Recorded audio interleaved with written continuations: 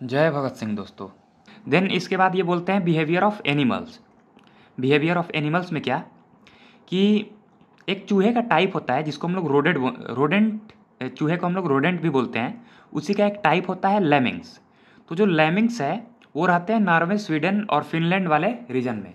Norway, Sweden और Finland वाले reason में रहते हैं लेमिंग्स।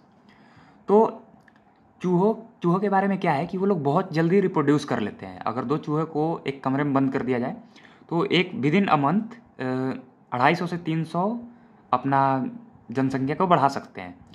तो ऐसा देखने के लिए मिलता है कि इन लेमिंग्स का, जो कि नॉर्वे, स्वीडन, फिनलैंड वाले एरिया में रहते हैं, रीजन में रहते हैं, जब भी इन लोगों का पॉपुलेशन बढ़ता है तो ये लोग वेस्टवर्ड मूवमेंट करते हैं, वेस्टवर्ड भागते हैं ताकि इन लोगों को जगह मिल सके रहने के लिए।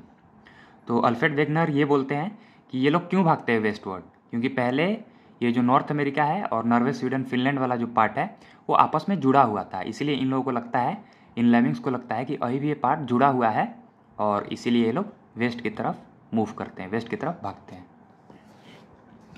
तो movement of lemmings towards waste when their population increase.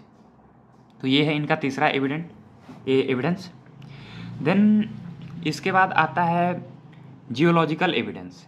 Geological evidence में क्या है कि age of rocks across the ocean is similar.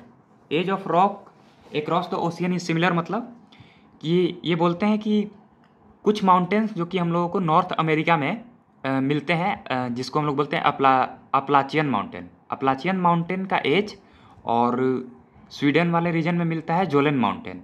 इन दोनों को एज को स्टडी किया गया, तो दोनों का एज सेम निकला। तो इनका ऐसा मानना है कि ये दोनों पहले जुड़े हुए थे। इसको भी अपना एक प्रोमिनेंट एविडेंस के रूप में यूज करते हैं। देन वैसे ही age of rocks found in Brazil and Africa is also similar. वैसे ही जो रॉक्स का उम्र है, एज है ब्राज़ील और अफ्रीका में, वो भी स्टडी करने पर पता चला बहुत ज़्यादा सिमिलर है।